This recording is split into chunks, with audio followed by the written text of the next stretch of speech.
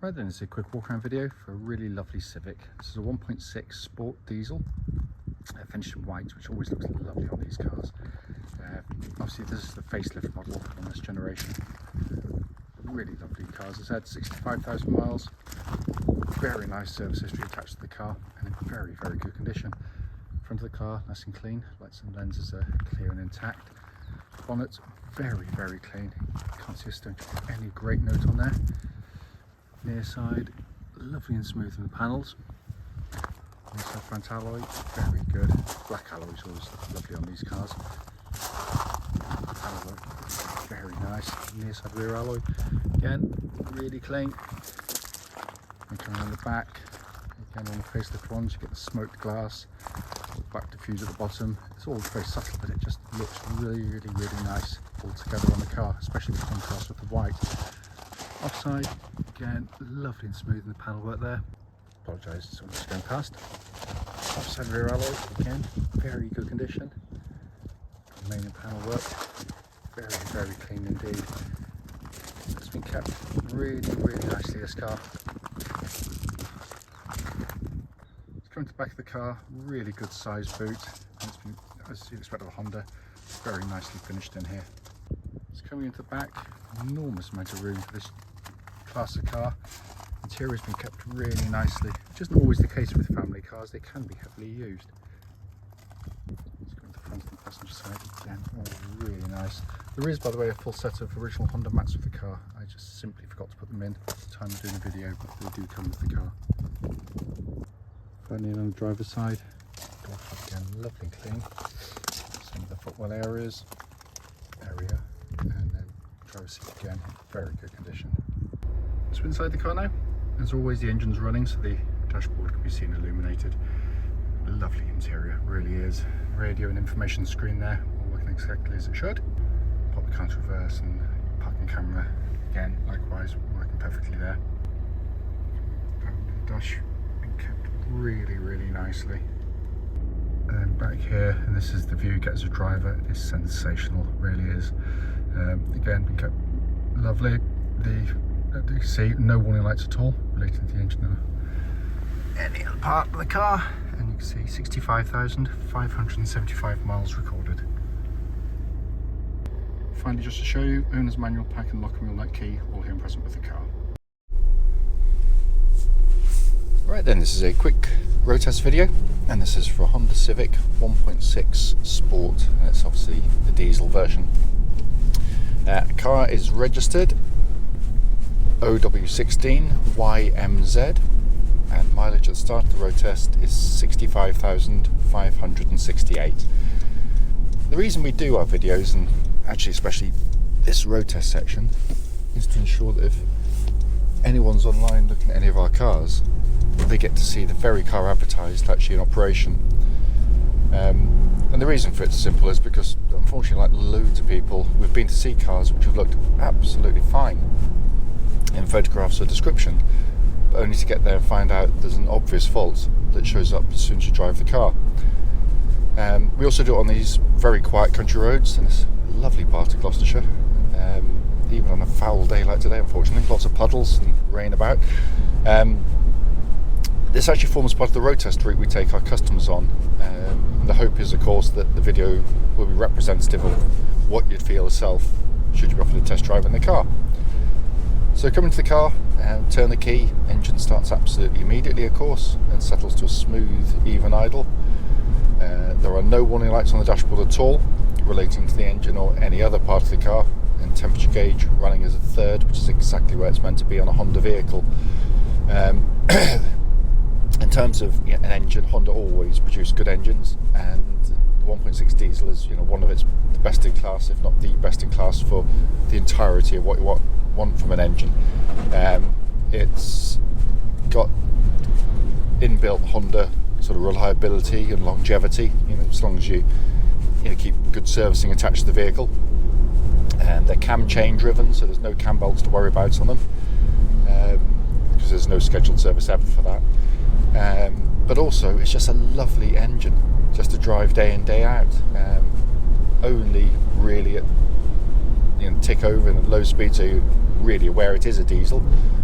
higher speeds, cruising. It's very smooth, very quiet, pulls really well, but it's got a lovely linear power delivery. It's not one of these nothing loads nothing. It builds up, but it doesn't do it with like a peak. It doesn't die away. But its forte, of course, is the economy, which comes incredibly easily to it. Driven smoothly, they're capable of very, very good fuel economy figures. The ones I've owned, and I've owned plenty of them over the years, even doing the worst kind of driving, shorter stuff, which invariably is what I do. I'll be sort of mid to high 50s, but when I'm going any kind of distance, I'll be easily sort of 65 to 70, sometimes above, and they're attainable. They're not just sort of pie in the sky figures. Engine then feeds into the clutch and gearbox. Clutch in the car, lovely and smooth. Bite points exactly where it's meant to be. It's all in fine order. Gearbox, just your classic Honda gearbox, brilliant. Gear changes are smooth, slick, weighty, mechanical in feel, even though it's cable operated. Honda put huge effort into making it feel rewarding to use, and it does, of course. It's just beautifully done, and it feels as it would have done when it was new. There's just no sort of slop or anything in the gear linkage, and all the gears engage exactly as they should. Then coming to the steering and chassis of the car. Steering tracks straight. There's no vibrations at this speed or any speed up to the legal limit, but it's a lovely power steering setup. It's modern power steering is pretty much all electric these days, and that can mean that lots of cars can give you kind of light, vague steering. The Honda gives you sort of some weighting to it. It feels substantial, totally confidence inspiring, but it's quick, it's totally accurate. It's a lovely, lovely setup, and it works in absolute harmony with the chassis, which again isn't always the case, because the chassis can keep up with the steering. It's the setup is brilliant because it allows this very compliant, very comfortable ride, really well damped, but also when you do go through corners, it actually rewards. It's one of the few cars you can actually still get pleasure out of driving. It corners generally very flat, but it's nimble. The changes of direction are really, really nice. Try not to splash these walkers as we go by. There we are. Dodge the puddles. It's just brilliantly done. Brilliantly done. And by the way, that section of road, which is like the surface of the moon, as I always say, no rattles, no clunks coming from underneath the car that shouldn't be there. So all in very, very fine order indeed. Just going to give the brakes a bit of a thumb, make sure no one's directly behind me. But yeah, really nice brake pedal on the car. There's no pulsing coming back through the vibrations coming back through the brake pedal at all. So again, all very, very good. And then finally coming inside, videos of course cannot sort of tell you about build quality. I can only kind of relay it back to you. This is where Honda is so good. This is coming up to, it's 9 years old I guess now, 8-9 years old. No squeaks, no rattles at all. Really nice use of materials inside the vehicle. The dash layout I simply love, and I've always said, and I'm brutally honest, it's not to everybody's taste, but it's to lots of people's taste, because it is different, looks fantastic, at least to my eyes, as I said, but it works. That's the whole point. It's not just for show. It's not just to look different or daring or interesting or whatever, however you interpret it. When you sit and drive the car, it all comes together brilliantly well. The most conventional part, of course, is the centre stack here, which is like you get in lots of cars.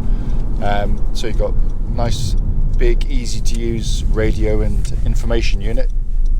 Down below that you've got a climate control panel, and in these cars it's dual zone, so you can have different temperatures side to side if you really need to.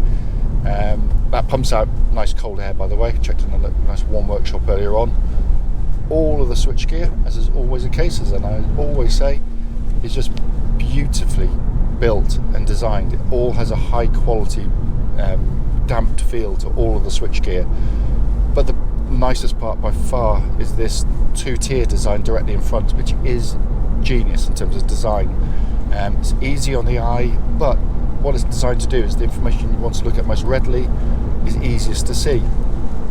So basically they've got an information panel high up on the dashboard.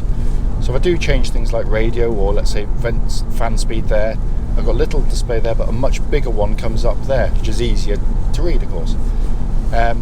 But the dial that we should all look at most regularly is your speed, and there it is by itself, high up.